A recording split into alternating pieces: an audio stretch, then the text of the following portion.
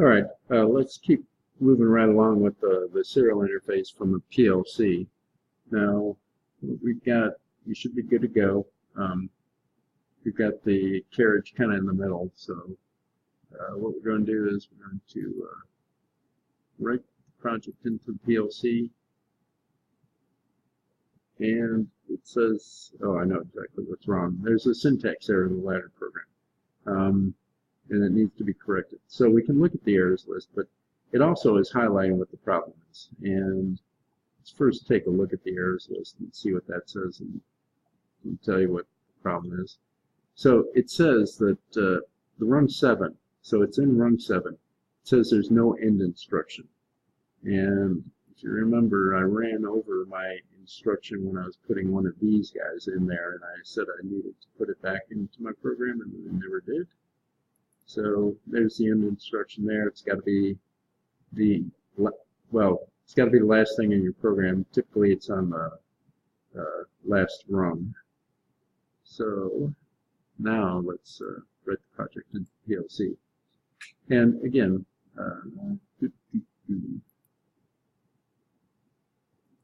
this should be good. Okay, so we're in run mode. And you know, when you go into run mode, this, and I'm not quite sure why it is, but you know, this instruction kind of turns red on you and you lose kind of a parenthesis. So I don't know what the significance of that is, but that's one thing that we notice. And here I've got the switch for our manual control.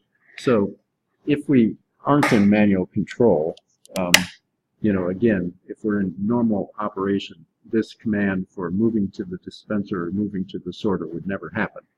So we have to be in this switch position for it to actually work. And so let's take a look. And so,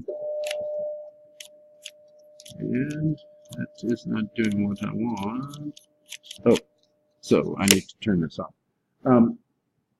Okay, so yeah, I didn't put the sealant circuit in here correctly at all. It's not even close to being right.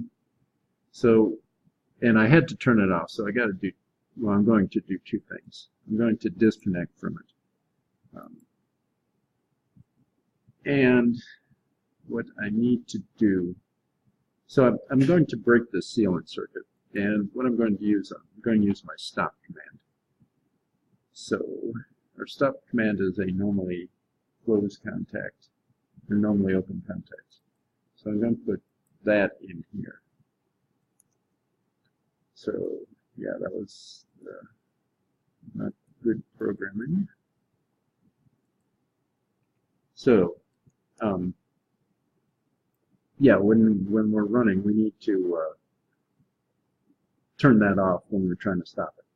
But I think this is still going to do what we want. Now, the second thing, because I'm off, and remember, when it first turns on, when I hit the start push button, it's going to want to go towards the dispenser end. So I need to, because again, it's going to load that command in several times, there's no way I'll be able to stop it in time, and it'll jam up against the stops. And we don't want, and let me just show you here. So starting from this position, because it'll start going this way, it'll jam up against the stops here. It'll go past the position and sort of tie up our stepper drive system. So what I have to do is I have to manually move it out of position, and I can do it easier with both hands, but I'm going to try to center it back towards the center of our system. And we'll try to do this again. Hopefully this will work better with the sealant circuit kind of doing what it should. And, you know, I think we're still going to see the effects of writing the command in there several times. And so we'll have to stop it several times. And so we're in pretty good position right now. So let's just go back over here and try to restart the system. So now, because I've got to turn our control back on, and it should, after a few seconds, say that we're connected. And let's see if, oh no, because I did hit disconnect. So I'm going to have to reconnect.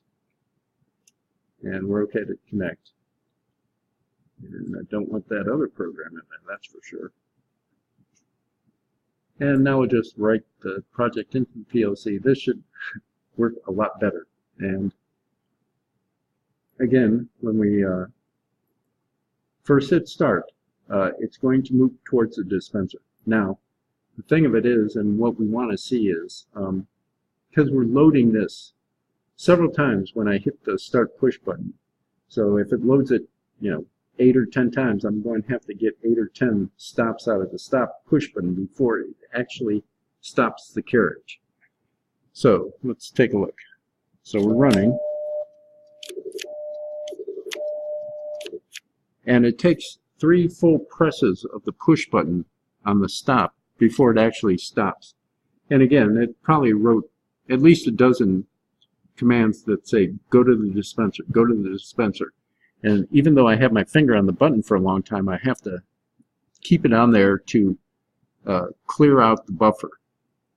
And that is that command buffer that we were talking about. Now I'm going back the other way. Same thing is going to happen.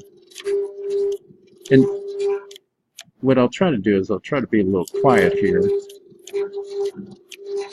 And maybe you can hear the noise, and you can hear the drive turning on and turning off. It's a stuttering type of sound.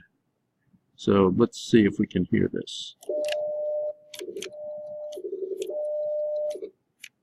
So every time I press the push button, you can kind of hear it shut off a little bit. And let me go back the other way.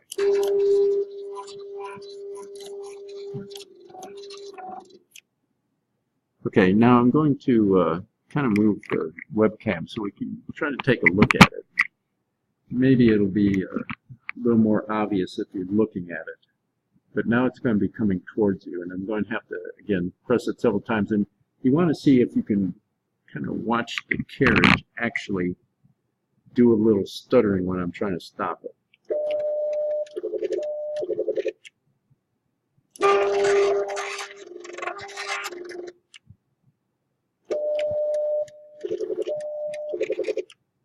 And you can see it's not smooth motion when I'm trying to stop it.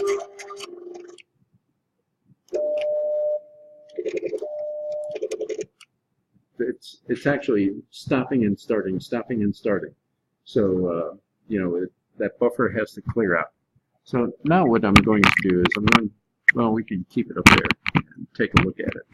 So now what we have to do, and let me just show you what we have in here. We're going to put in these edge contacts, and we've talked about them quite a bit, but they have to be used with the stepper driver just for this reason, because the commands are buffered.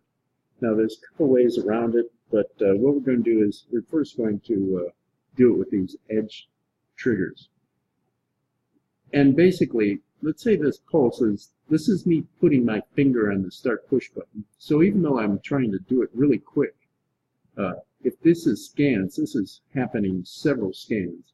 Scans are in the millisecond range, and there's no way, even if I try to be as fast as I can, my finger is still going to be on there for about 100 milliseconds. And so what a rising edge does is it looks for the transition from it going from a logic low to a logic high. And it just sends out one pulse only, and that pulse lasts just for one scan. So even though I have my finger on here for, let's say, a dozen scans, it's only going to send it out for one scan. And you can either look for a rising edge or a falling edge. And kind of one important thing to realize is even if you're, either way, if you're looking for either a rising edge or a falling edge, it's still going to send out a pulse that is, is going from no voltage to a positive voltage and then back. So it is a positive pulse that you get out. When you're looking for the falling edge, it's not a negative pulse that you see. In either case, you're seeing a positive pulse. So, how are we going to alter our program? Well, our problem is kind of what the start is causing it. We can't get our finger off that start push button, but we really don't want to put it there. the thing that's loading it into the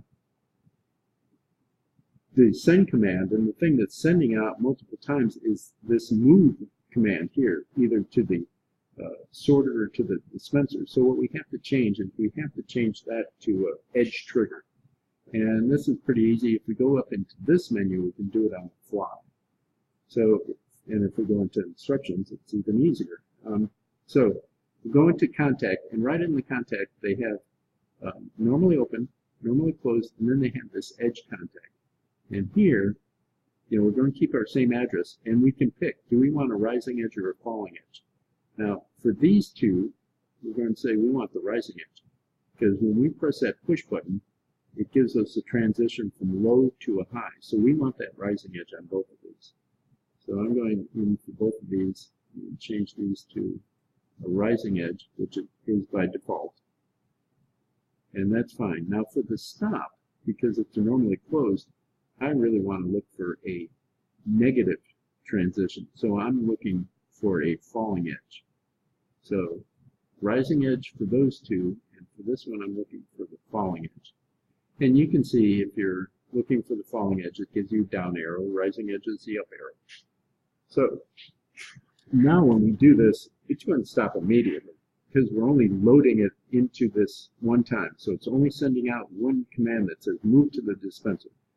And so we only have to stop it with one pulse. Now, practically, we don't even need this to be a falling edge. I mean, we just need to hit stop and it's going to stop. And there's no reason for this to be anything that other than the normally closed contact, but just to show it how it operates on only loading it one time and only taking off one time. We'll leave all of these as edge triggers. So we're going to write the project in PLC, and this hopefully is going to do exactly what we want, and it should. So right now, and so now it says like this is showing that this is active. So this is at an active high. So once I press the stop is when it goes down and sees the negative trigger. And the same for these two. It's at a normally low voltage now, and it's not until I press that push button is when it's going to see the active edge. So again, it's still going to see the edge, and it's still going to come towards us when I hit the start push button, but it'll only load one command, and so I only have to press stop one time, and it's going to stop dead immediately. So let's see if that works. And see how it stops dead. There's none of that stuttering at all. And I can keep doing this, and it stops immediately each and every time. And going backwards,